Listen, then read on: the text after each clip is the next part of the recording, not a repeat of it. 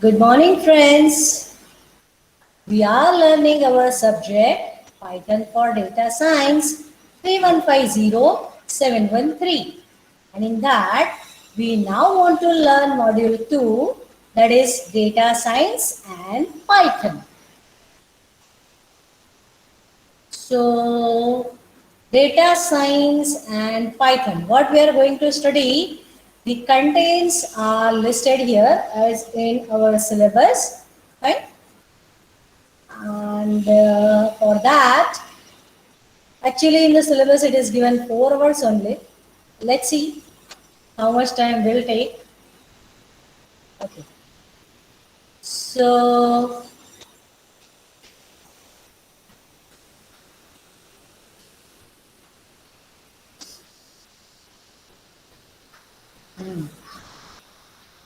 yeah, fine.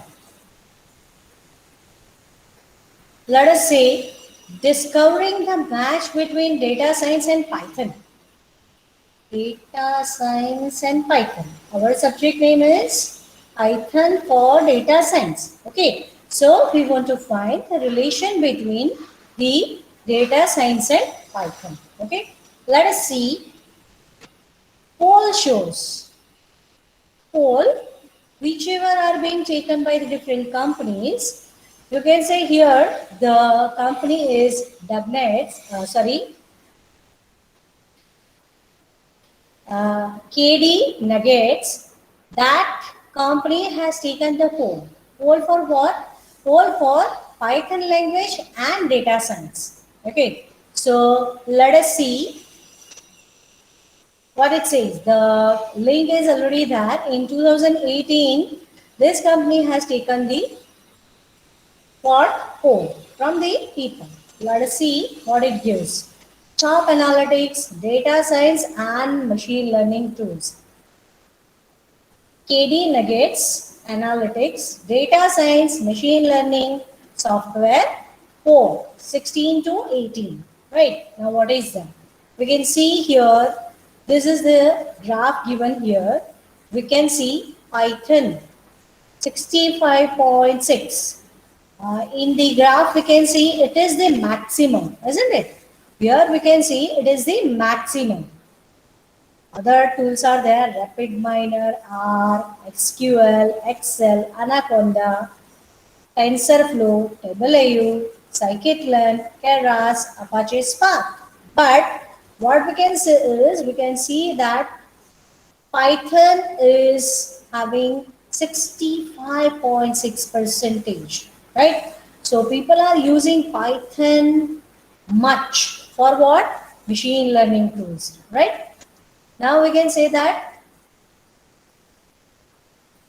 here, what is the case? For this analytics or data science, 2018 software poll, top 12 seen 2018 and their share in 2016-17 polls, right?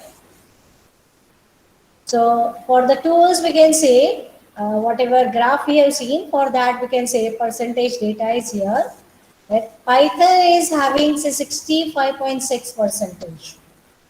2008 versus 2007, we can say 11% increase is that, right? 11% increase is that. Is it so? No. What is that? Yes. That time it was being used very less. In 2017, it was used very less for Python, but then we can say it is 65.6 percentage. So too much Python has there in the existence for many people. You can say it is being used in many industries, and today in this world we can say Python is the most popular language, right? If you want to get very good job, you should learn Python and data science, right? Now this is what we want to know: reasons to learn Python for data science. Okay, we have seen that Python is the most used language among all the other tools. Now let's see what are the reasons to learn Python for data science. Reasons to learn data science with Python. First thing is we can say ease of learning. It is very easy. It is having the concepts that are from say C, Java, C++, whatever you are saying. It does provide the procedural language like things also, as well as object oriented things like concepts also. Faster development and processing. Faster development is that it is interpreted language, and you can say that you will be able to develop it faster, not because of it is interpreted one, but its syntax is very easy. Only because of that, no, it does have very rich library. What do we mean by that? It does have very rich library. If you want to do machine learning, you can do that. If you want to do image processing, it is there. If you want to do anything, rich library is available in Python.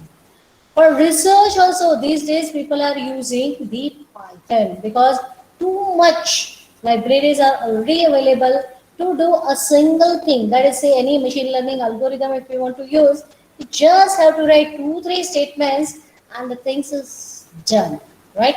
That's the greatness of Python. Then community support. Community support. See, this is an open source language, and you can say that very big community is there. So if I am having some problem, I can put in some community. We mean to say that if we search in Google, that is fine. If we are having, say, what sort of groups, mailing list, we can say, you can search for that mailing list for Python for data science. You will find a lot of mailing list wherein if you subscribe, if you register, and then after if you put any question, people will be there to support you throughout the world, not only from India. You can do that. So mailing list is there. Apart from that, many communities, you can say many tutorials are also available, and that you can use, right? Better data visualization. For visualization, very simple commands are there with which we'll be able to have very effective visualization.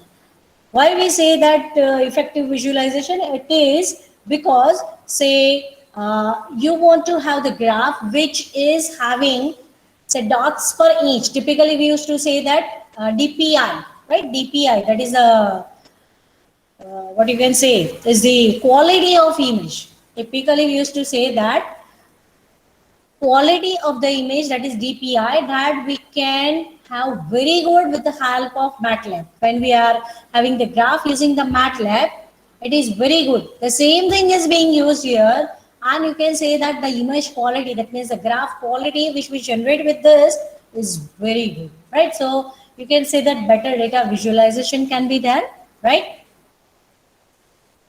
So, ease of learning. Python is one of the easiest language to learn, even if you have no background with coding. Learning Python will not be difficult. It is very easy. Simple statements are there, right? And proper indentation you have to provide, nothing more than that. It makes your life very simple. One of the main things that hold people back when they hear about becoming a data scientist is lack of coding skills and perceived difficulty in learning the same. One won't face this problem with Python.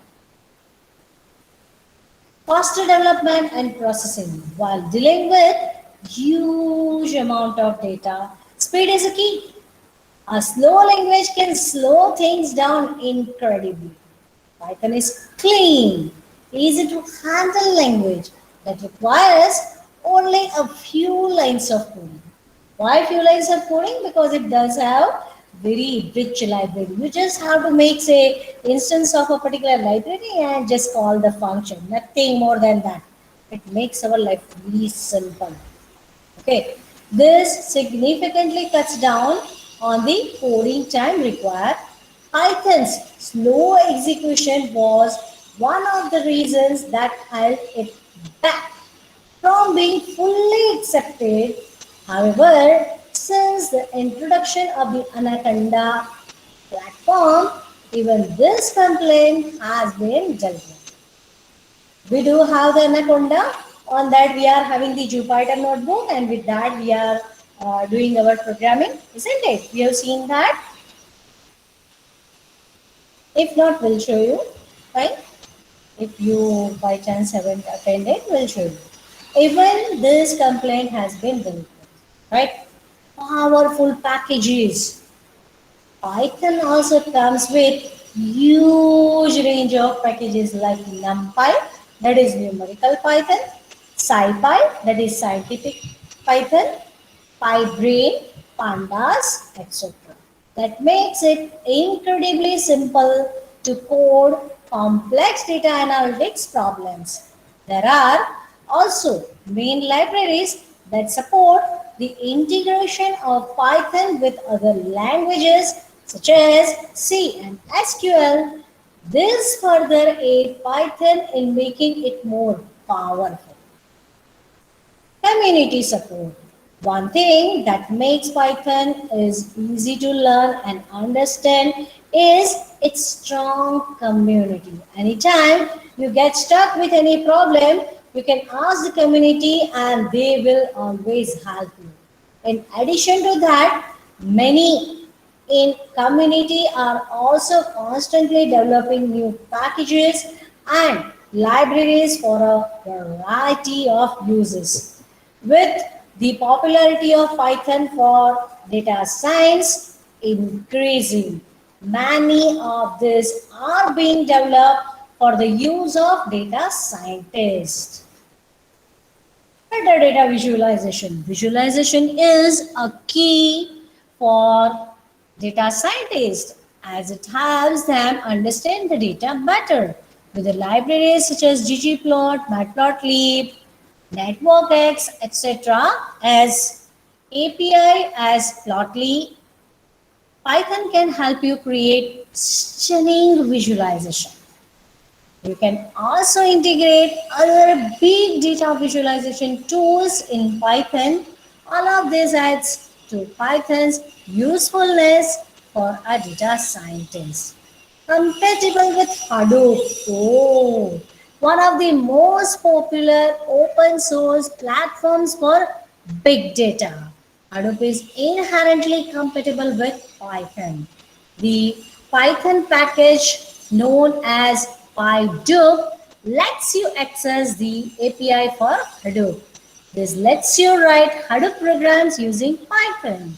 The package also lets you write code for complex problem solving with little effort. Defining the sexiest job of the 21st century. Today, sexiest job is the job of data scientist. Why?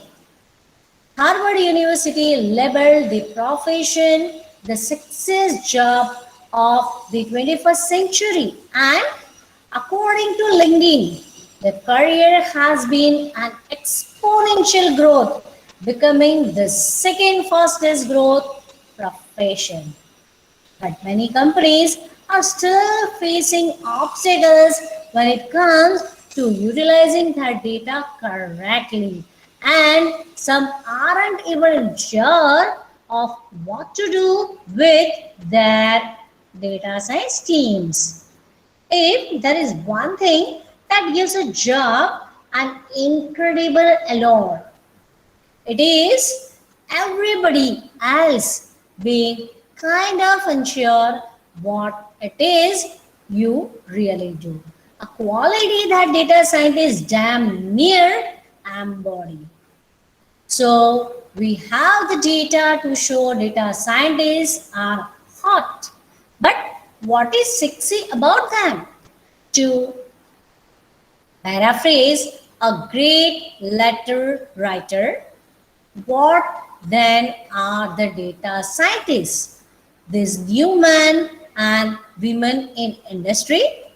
Are they scientists, engineers, programmers, a new breed of business decision makers and innovators. So, my risk score. A data scientist and entrepreneur wrought in the three sexy skills of data geeks with the age of data openness, those who can model, munch, and visually communicate data, call us statistician or data geeks, are a hot commodity. Model, munch, and visually communicate the data, right? What data scientists do is make discoveries while swimming in the data. Their dominant trait is intense curiosity, a desire to go beneath the surface of a problem, find the questions at its heart, and distill them into a very clear set of hypotheses that can be tested. This often entails the associative thinking and characterizes the most creative scientists in any field. Perhaps it is becoming clear that the word scientist fits this emerging role. Their greatest opportunity to add value is not in creating reports or presentations for senior executives, but in involving in innovating with customer facing products and processes. So, what is data science pipeline? We can say here is the data science pipeline, and the symbols are very greatly represented in this figure. Data acquisition. You can say you are downloading the data, you are getting data from somewhere. Data processing. So you can say settings is there and you are processing with that. Data integration. You can see we are integrating say two types of data together. The figure clearly depicts this. Analytical modeling. You can see that this visualization is that is you are analyzing and showing, right? Validation, you are testing it whether it is correct or not, right?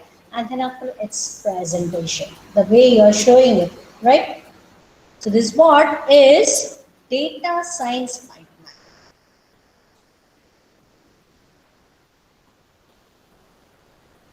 Here we can say we have to pre-process the data. Now, what is pre-processing or why it is required? The data can be noisy. How you can say that the data is noisy? You have downloaded the data from the net.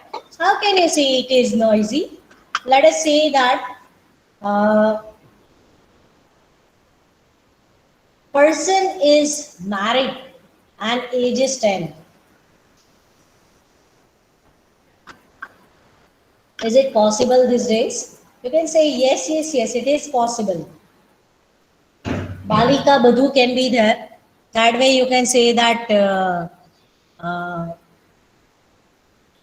childhood marriage can also be there in our India, right? So you can say, yes, this is possible. That person is married and the age is 10. But typically, do we accept this? No, right? So what do we say is, person is married, then the age cannot be 10. Or if the age is 10, then person cannot be married, right? So this is noise. This is the noise in the data, right? Then after what we need to do is, we need to transform the data. We need to change the data. Change the data means first of all, we should clean the data. That is, you can say that noisy is there. Noisy is there where you can say that instrument is faulty. Whatever instrument, you can say your temperature measuring device or you can say sensor data collection is there and it is being sent over the internet. Over there, we can say that the instrument is faulty, right? So you can say that the noise can be there. I have given you one example like a person is married and the age is 10. That also we consider it as noise. The third thing is you can consider is salary is negative. Is it possible? No, it is not, right? Uh, what we have to do is for such thing, we have to do the pre-processing of the data. For this, we have to do the pre-processing of the data. We have to do the transformation. We have to do the transformation. What sort of transformation? For example, we are having the data in meters and other data wherein we are having in kilometers. So can we directly correlate them? No, we cannot. So what we need is we need to have the transformation, right? We need to have the transformation. That is, you can say kilometer to meter or otherwise meter to kilometer. So all the data will be there in the same unit, and then after we can apply any algorithm on that. We may need to have the discretize of the data. Where you can say most of the data science, or you can say when we are having data science, I mean data is there and we want to apply the machine learning algorithm. At that time we can say typically the algorithms are using the discretized data. Discretized, that means what? For continuous data we can say it is real numbers like say 2.55 or anything like that, and discretized data is typically having the group, that is the range is there, or otherwise we can say we are having the uh, what you can say integer, that is full number, not like 2.5 but it is say 2 or 3, right? So full numbers are there and that is a discretized. So we may have to do the pre-processing of noise removal, transformation, discretization, data reduction. Why do you need to have the data reduction?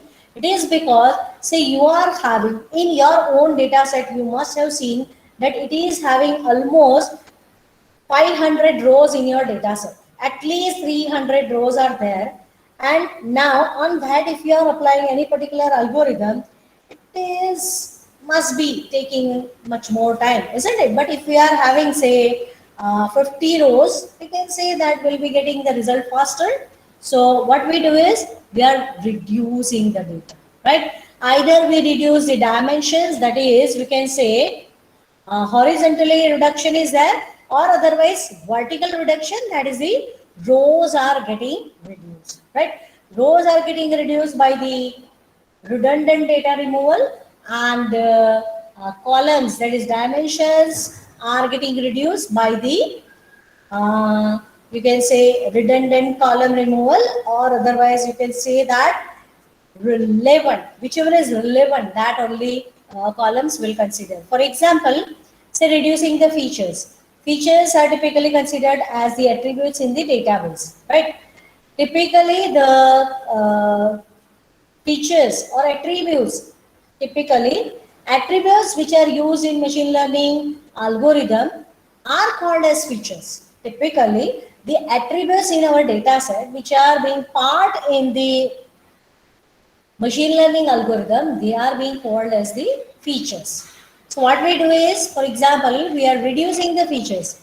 For example, say name, enrollment number, and what you like. That is your hobbies, like sports you like, or music you like, or dance you like. These hobbies are there. And what I want is, I want to have only your result, analysis of your result. Then do I need to have the you like, what you like? Should I need to have that feature in that? No, in that will not use that particular dimension, that is you like, right? So what you say is that is the dimensionality reduction, right?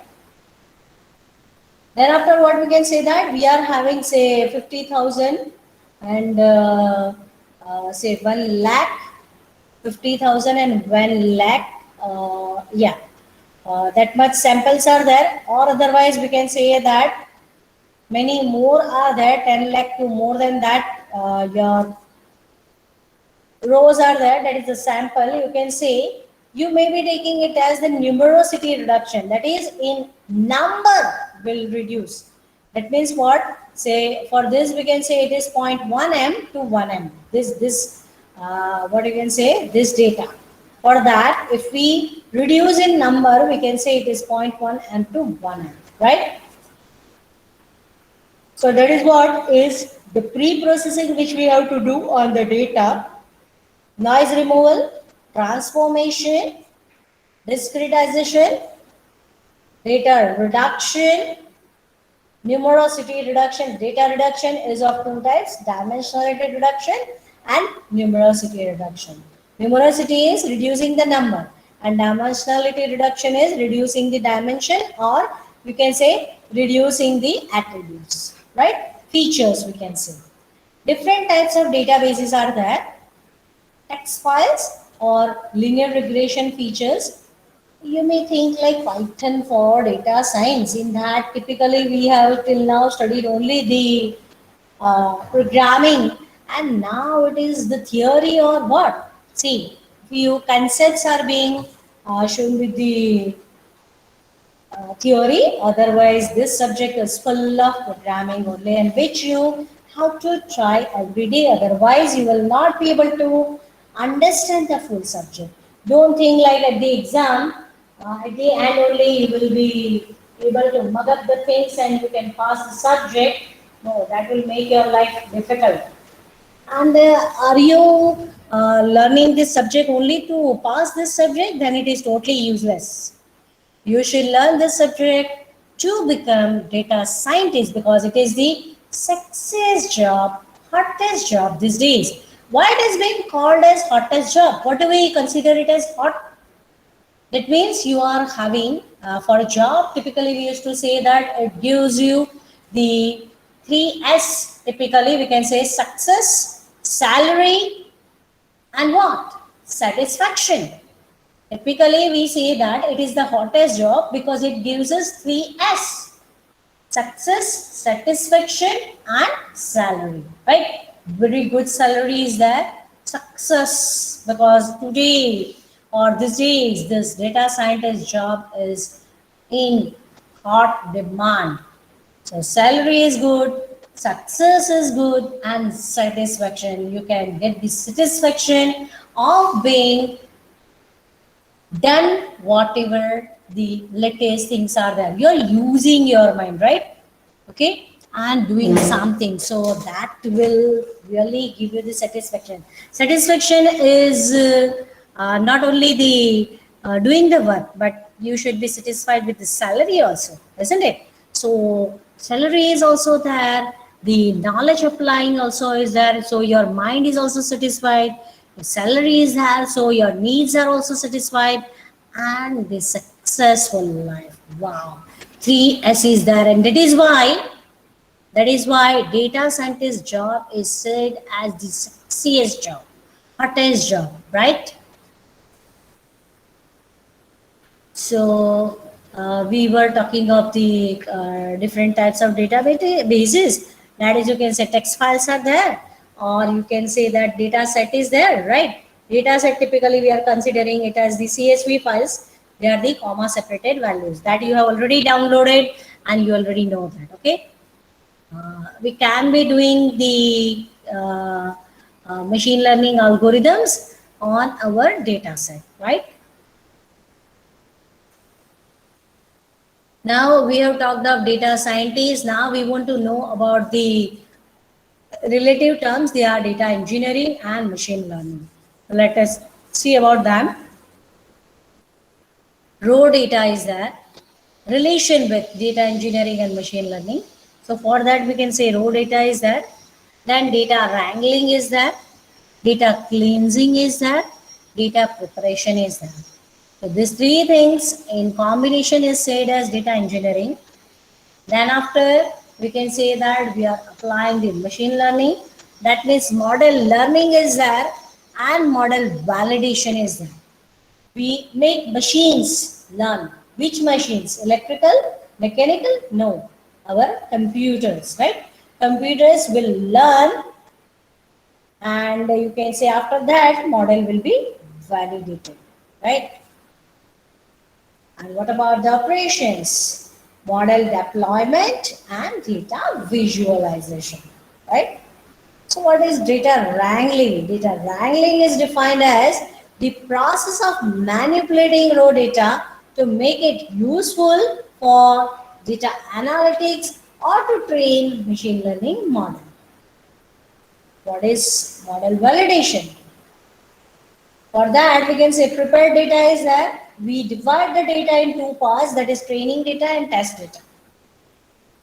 With the training data, we'll make model learn something.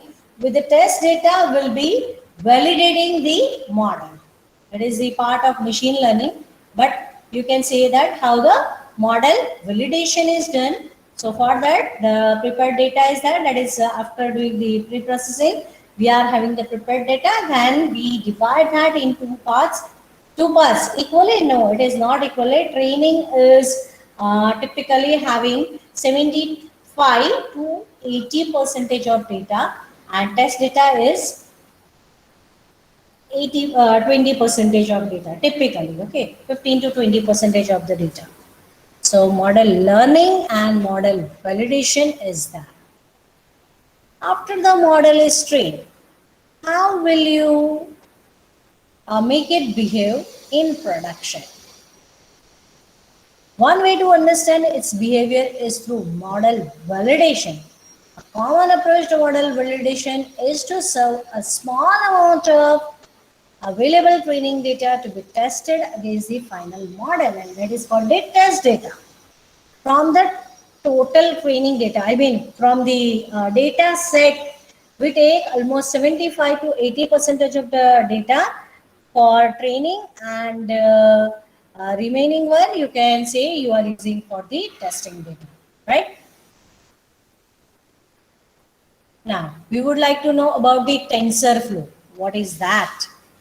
TensorFlow is Google's open source AI framework for machine learning and high performance numerical computation. You will say, what are all these things? See, what we have understood is what is data science, why data science and Python is popular, right? Data science and Python is why popular. Then after we have seen the pre-processing, right? Pre-processing, in that we can say that we are having noise removal, transformation, data reduction, what you can say, dimensionality reduction, right? Numerosity reduction, all these things we have talked of, right? Then after we have said that we are applying the machine learning algorithm, that means we are applying the training and test data and we are validating that data, isn't it? Now we would like to know about few libraries which we would like to use in Python. So what is that? TensorFlow. TensorFlow is Google's open source AI framework for machine learning and high performance numerical computation. Now, after learning this subject in next semester, you'll be having data mining. So that you can study to have the idea about what are the algorithms for say data pre-processing and many other machine learning algorithms. After that, you can learn the machine learning subject, right? So this is a sequence of subject which you should study is Python for data science. So you will be having the idea of Python and data science. Then after you will study the data mining. So you will be able to apply your data science knowledge and you can implement particular algorithms. After that, you can say you'll be learning the machine learning, right? So that you will learn how to prepare the model, then what is feature engineering and how do you apply the machine learning algorithms, right? So this is the sequence. PDS, then data mining, then machine learning. Okay. TensorFlow is Google's open source AI framework for machine learning and high performance numerical computation. TensorFlow is a Python library that invokes C++ to construct and execute data flow graphs. It supports many classification and regression algorithms. Classification is you classify the data, isn't it? You are giving the class name to particular students. You are part of third computer, right? Say other students are there, they are part of say second year, then you can say first year, then final year. So label is given, label, right? You are part of third year class, right? So your class label is given, and that is what is classification, we can say. Then regression algorithms, deep learning and neural networks. These days, if you search for deep learning, it is the hottest topic of research. But they all are related. What are related? Machine learning algorithms and deep learning algorithms. Okay, and neural networks. Neural network is a network where we are having the concepts like our brain, neurons. Neurons we are having in our brain. So the typical concept of our brain neurons, that is what is being used in the neural networks. It is a foundation library that can be used to create deep learning models directly by using wrapper libraries that simplify the process built on top of the TensorFlow. TensorFlow is basically a software library for numerical computation using data flow graph software, where nodes are the graph, represent mathematical operations, edges are the graph that represent the multidimensional data arrays. Third,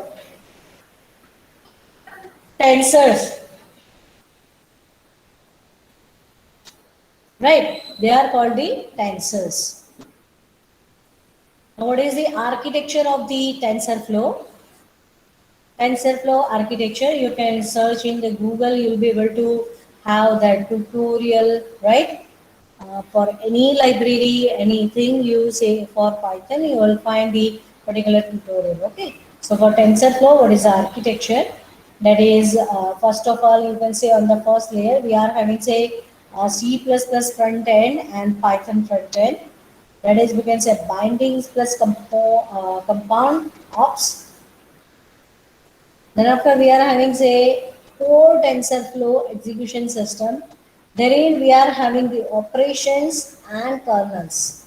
They are having the operations and kernels. For operations we can say add, multiply, print, reshape. They are there. For kernels we can say CPU, GPU, Android, iOS. They are there. So what is a tensor? Dimension 1, wherein we can say it is 0, 1, 2. That is a vector. The terminology is vector. For dimension 2, we can say it is a matrix. What we can say, the row and columns are there. Then we can say 3D array. So that is third order tensor. Then after ND array, that means it is n dimensional tensor, right? How to install the TensorFlow in our Jupyter notebook, or we can say on our collaboratory. Typically, we are using it as exclamation pip install TensorFlow. For installing any particular library with Python, we can say we are using pip install whatever is the library, that is TensorFlow here. If we do this, let me show you it here. Pip install TensorFlow and running it here, right? What it is doing? Connecting, it is connecting, then initializing. Connected, now it will install, right? So you can say that here it says requirement already satisfied. TensorFlow is available in /user/local/lib/python 3.7. What does that mean? Does that mean that these things are available on our local PC? Of course not. Why not? Because our system, yeah, here my system is Ubuntu only, so you can say that, ma'am, it can be your own directory. No, I do not have this directory, or if it is there, then too, it is not installing the things in this library, but they are installing this TensorFlow library in the Google Colabs slash user slash local slash lib slash Python 3.7 slash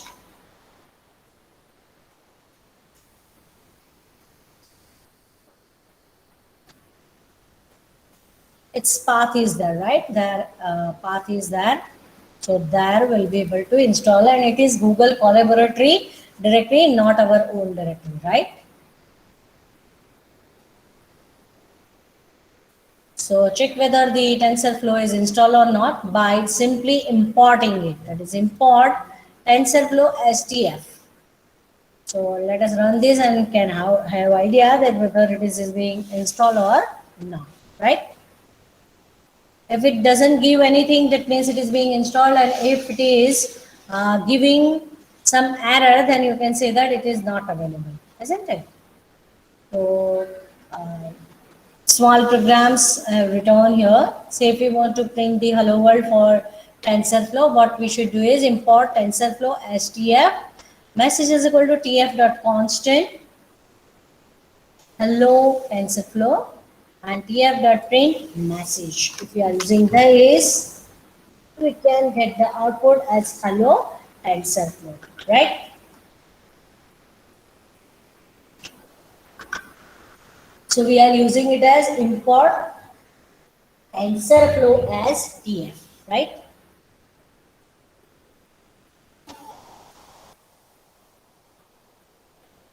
Now let us say we are having one more example. Say tf.compat.v1.session as says hello is equal to tf.constant. What we are doing with this particular small code is we are creating constant. First of all, what was that? That was tf.constant. So it has created the constant for us. That was hello TensorFlow. Here also what we are doing is we are having the hello world, right? So what? But what it considers when we want to print says.run and hello. We are not printing it with the help of tf.print message, but now we are printing that with sys. What is sys? That with tf.compat.v1.session. Session is being created, and with that object, we can say we are running hello, right? Hello is what? Hello is the object of tf.constant type, right?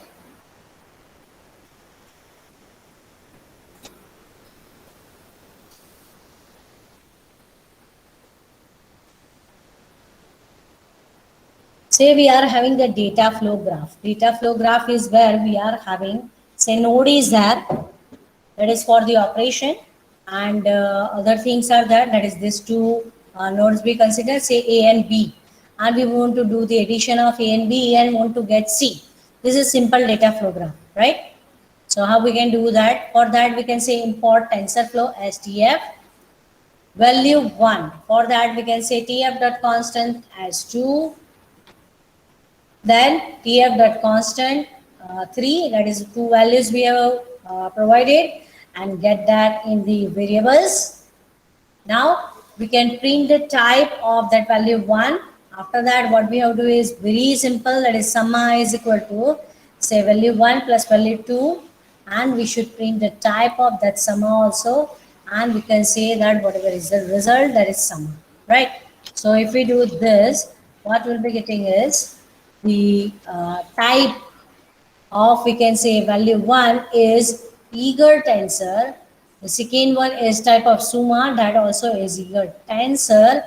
And then after we can say that the summation, that is the values whatever we have provided, for that it will do the summation, right? For subtraction, the same thing we have to do. Only thing is we'll be doing the subtraction here, isn't it? We are getting the same result.